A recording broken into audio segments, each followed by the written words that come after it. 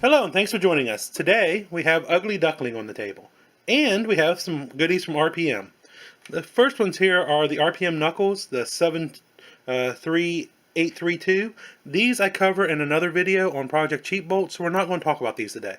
But needless to say, I do like these. Next up, though, are these shock towers from RPM. It is the 70642 and the 70702. It's the front and the rear shock towers. So, we're going to be putting these on Ugly Duckling today. Why are we replacing the shock towers? Well, there's a few reasons. Let me show you the first reason, though. This right here is the main reason.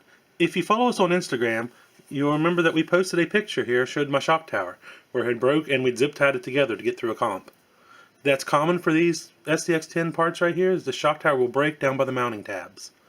So like I said, we just done our best to get through the comp. We threw a bunch of zip ties on to hold it together, and it worked out very well. But now it's time to replace this and the others so we never have this problem again. So let's take a look at the RPM shock towers and see what makes them so special. Now here's what you get inside the packages. They come with the shock towers, the body posts. Each shock tower comes with 4 screws for the body posts, and of course decals and instructions. Let's take a closer look at these shock towers. Now the advantage of these over the stock SCX10 ones is they are much thicker. They're made out of the RPM material, so they're got a little bit of flex to them, but they just don't up and snap. And being thicker and stronger, less likely chance of that. Also, where the shocks mount, instead of the normal just 3 holes through the middle, like the stock SCX10 ones have, these you have more around it. You have 3 in the middle, and you have 2 on the top and 2 on the bottom. So for a total of 7 mounting positions. So it's not a lot of adjustment, but it gives you a little bit for maybe if you want to raise it up or lower it down. The body posts themselves, though, like the SCX10 ones, drop down in and use a body clip to hold them in place. The RPM ones, they drop down through and then use screws to hold in place. Now we might actually be able to put body pins through those as well, but I'll probably just use the screws because I don't adjust the body up and down on my SCX10. Once I get it set, that is where it stays. And here are the rear shock towers. They look a lot like the fronts.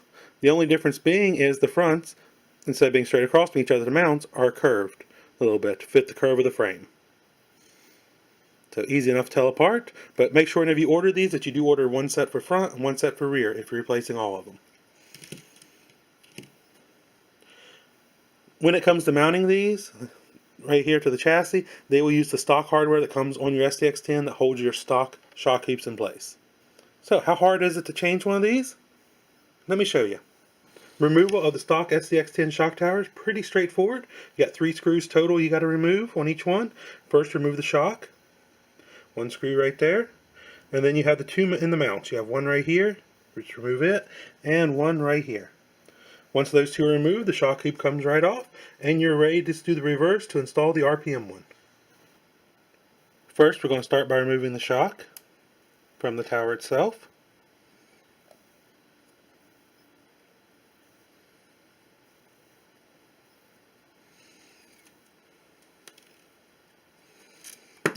Make sure you don't lose the little spacer whenever you drop off the shock. Just like that. Now we're going to remove the tower.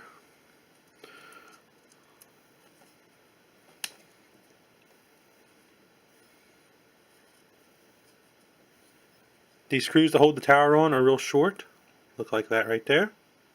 You have 2 of those. Let's remove both of those there.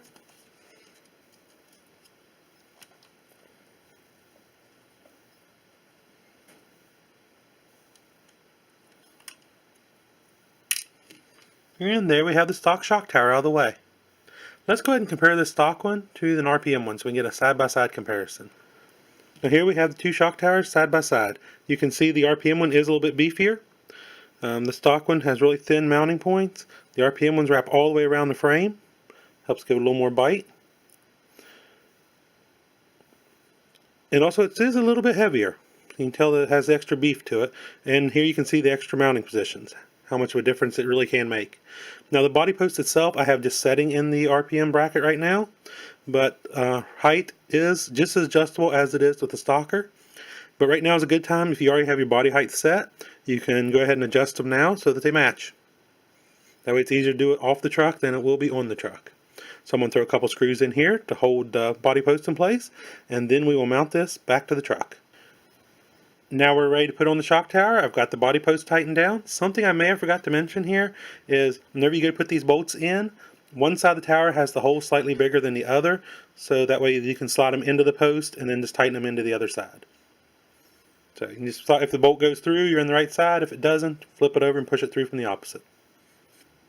Now we just take this and lower it into place, snaps around the frame, and then we put our little mounting screws back in.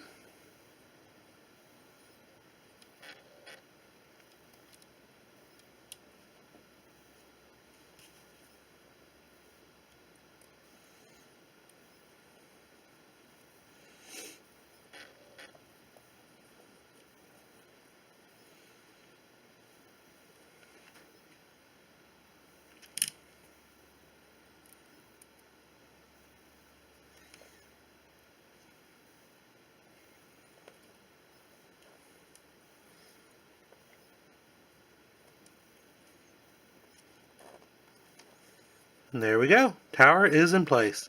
Now to mount the shock. Put the screw in the shock, spacer on the back side. Now, I do have all these extra mounting options now, but I like the way this truck handles with the shocks mounted the way they are. So it's going to go into the same location in this tower that it was in the stock SCX-10 tower. The upside to these different holes and stuff is if I was running the 90mm shocks, then I could actually move them up a little bit, shorten it down, and run these 85s on this because I didn't need quite as long of a shock on this truck. Shock length is totally preference up to the driver and builder.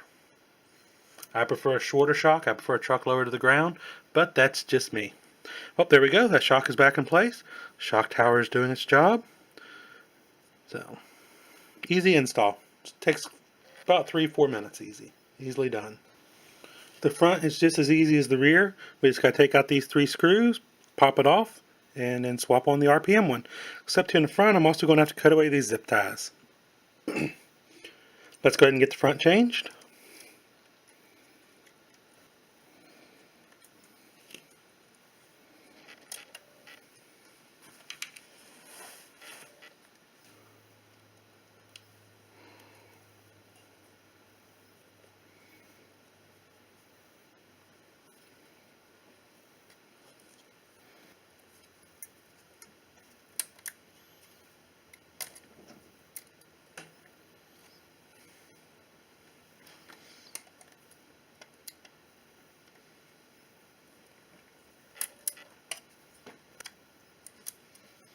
How many zip ties we had holding it together?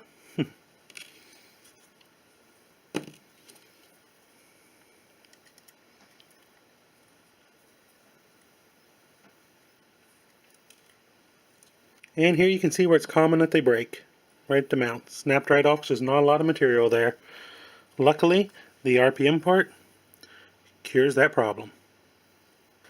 Now I have the shock tower with the body post already set. And now installation is just the reverse of taking it off. Let's put it on, put the 2 screws in to hold it to the chassis, and then the one to hold the shock on.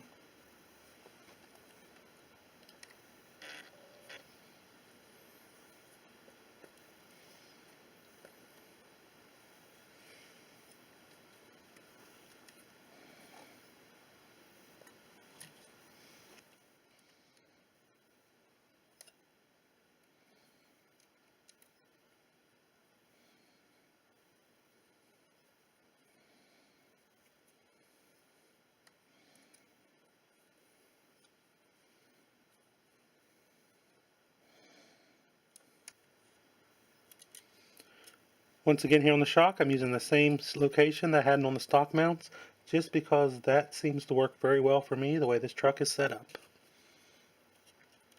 But if I do change the shocks, I do have other options now. Or if I go to a different size tire or whatever. And there we go. We have all 4 shock towers now installed, shocks mounted to them, body posts in place. And now just one more thing to do. Once you get these installed, there is one modification that has to be done. If you notice the body post here, it is actually bigger than the stock one. so my body will not fit down over it. So we got to enlarge those holes a little bit. No big deal there. You'll just take a reamer and just ream your stock hole out just a little bit bigger. So if you have a stock body, the holes might be big enough already. Like in this honcho bed, the rear hole is already big enough. But the front one is not because I drilled them for the smaller posts. No big deal there. I am going to take me a reamer and make that just a little bit bigger. And there we go. The holes are reamed out. The body fits down nice and snug over the body post now. And so we are complete with this upgrade. So there you have it. The RPM shock towers are installed and looking good. Quick, easy upgrade. You can do this in a half hour easy. Simple tools, like we did this right here just to show how easy it is with just 2 L-shaped Allen keys. That's it.